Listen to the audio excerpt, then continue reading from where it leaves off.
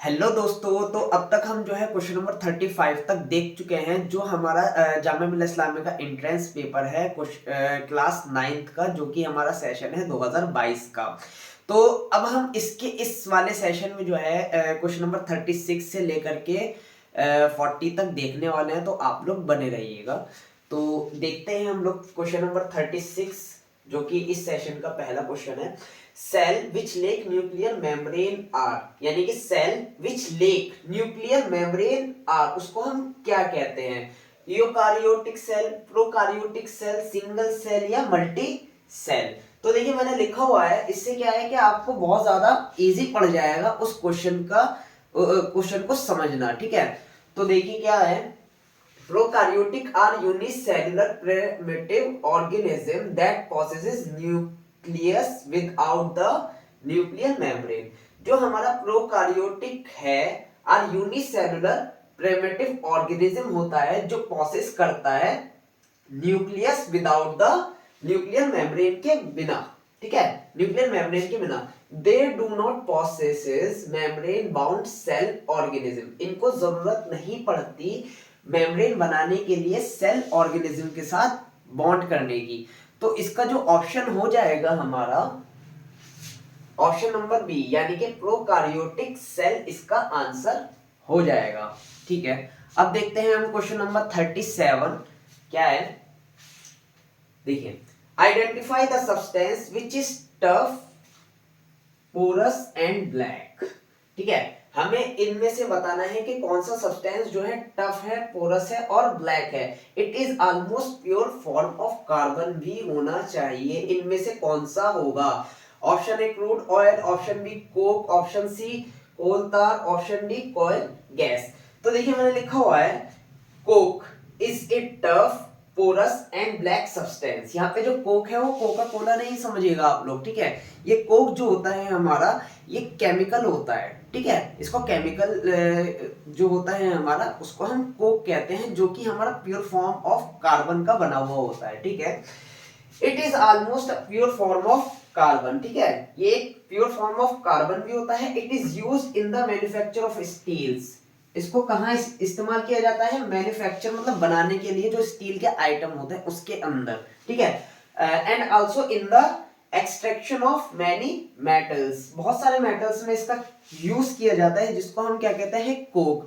तो इसका जो ऑप्शन होगा हमारा, यानी कि ऑप्शन नंबर बी करेक्ट हो जाएगा इसका आंसर। ठीक है, अब मिलते हैं आपसे नेक्स्ट क्वेश्चन में। इसी वीडियो में आप लोग बने रहिएगा।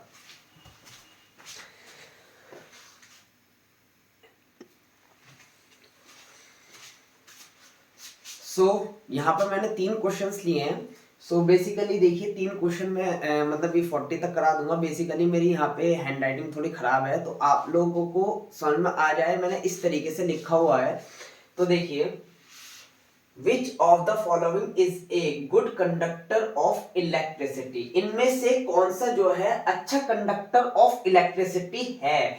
Option A, option B, option C या ऑप्शन डी।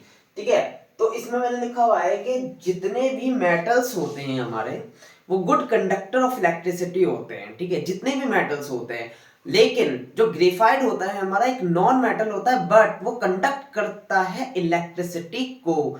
तो जो मैंने लिखा हुआ है एक बार मैं आपको पढ़ के बता देता हूं।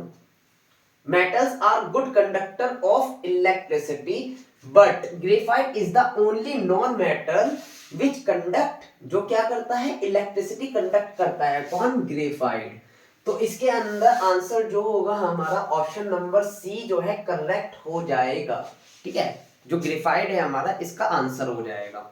अब देखिए नेक्स्ट क्वेश्चन देखते हैं हम लोग। Current is the flow of what, यहाँ पे डैश लगा लीजिए, यहाँ पे इसका आंसर बताना है हमें। यानी कि जो करंट है इज द फ्लो ऑफ, क्या होगा? Option A proton, option B electron, option C neutron या ऑप्शन डी एटम्स। तो देखिए, electric current is the term given to the flow of electrons.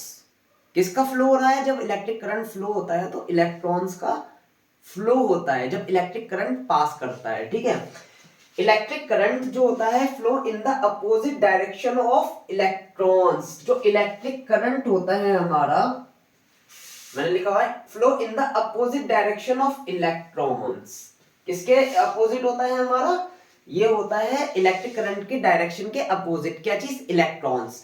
तो इसका जो आंसर होगा हमारा ऑप्शन नंबर बी करेक्ट हो जाएगा, यानी कि current is the flow of electrons. ठीक है।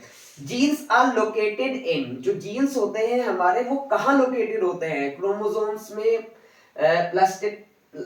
प्लास्टाइड्स में, साइटोप्लाज्म में या सेल वॉल में?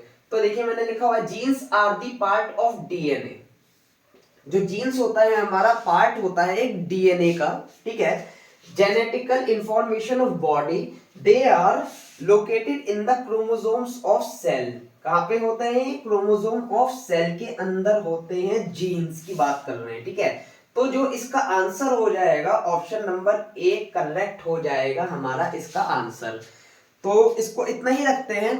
40 तक हमारे ऑलमोस्ट कंप्लीट हो गए हैं।